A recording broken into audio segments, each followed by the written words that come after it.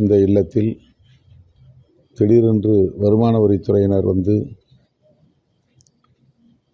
சோதனையிட்டார்கள்.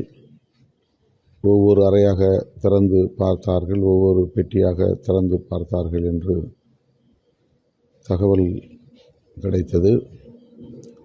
உள்ளபடியே இது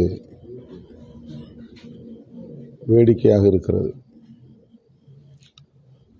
தமிழ்நாட்டிலேயே மிக பொருளாதாரத்தில் பின்தங்கிய ஒரு கட்சி, பொருளாதாரம் இல்லாத ஒரு கட்சி, மாநாடாக இருந்தாலும், பேரணியாக இருந்தாலும், தேர்தலாக இருந்தாலும் மக்களிடத்தில் கேட்டு அவர்கள் மனமுவந்து தருகிற கொடைத்தொகையினை வைத்து நிகழ்ச்சிகளை நடத்தி வருகிறோம். கடந்த 30 ஆண்டுகளாக இப்படித்தான் நாங்கள் இயங்கி வருகிறோம்.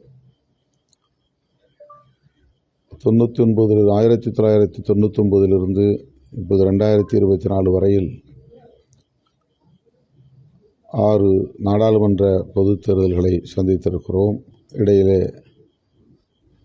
அதேபோல 6 சட்டமன்ற பொதுத் தேர்தல்களையும் சந்தித்திருக்கிறோம். இதுவரையில் வருமான வரித்துறையினர் எங்களை வந்து சோதித்ததாக சரித்திரமே இல்லை. முதல் முறையாக இப்படி ஒரு நெருக்கடியை அவர்கள் தருகிறார்கள். பாரதிய ஜனதா கட்சி சிதம்பரம் தொகுதியிலே வேட்பாளரை நிறுத்தியிருக்கிறது. இந்த நிலையில் ஒரு வேட்பாளர் தங்கியிருக்கிற இடத்திலேயே எந்த முகாந்திரமும் இல்லாமல் வருமான வரித்துறையினர் சோதனையிடுவது ஒரு மறைமுகமான அல்லது வெளிப்படையான அச்சுறுத்தல் என்று கருத வேண்டியிருக்கிறது. உளவியல் அடிப்படையிலே ஒரு தாக்குதல் நடத்துவதாகத்தான் இதை புரிந்து கொள்ள வேண்டியிருக்கிறது. தமிழ்நாட்டில் மட்டுமல்ல, இந்திய அளவில் பிஜேபி அல்லது பிஜேபிக்கு ஆதரவு சக்திகளிடம் வருமான வரித்துறையினரோ அல்லது அமலாக்கத்துறையினரோ இப்படி சோதனைகள் நடத்தியதாக சான்றுகள் இல்லை. அதிகாரிகள் நேர்மையாக நடந்து கொள்ள வேண்டும். ஒரு கட்சி ஆட்சிக்கு வரும், பிறகு வேறு கட்சி ஆட்சிக்கு வரும். அரசியலில் இது சகஜமான ஒன்று. ஆளுங்கட்சியினர் ஏவுவதற்கு ஏற்ப செயல்படுவது அதிகாரிகளின் பொறுப்புக்கு உகந்ததல்ல. விடுதலை சிறுத்தைகள் கட்சி 2 தொகுதிகளில் போட்டியிடுகிற ஒரு கட்சி.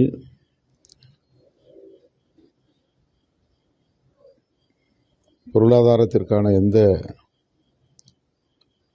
வழியும் இல்லை, வாய்ப்பும் இல்லை என்பது நாட்டு மக்களுக்கு தெரியும்.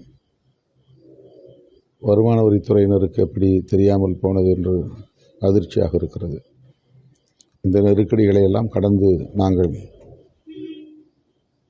தேர்தலை வெற்றிகரமாக முடிப்போம்.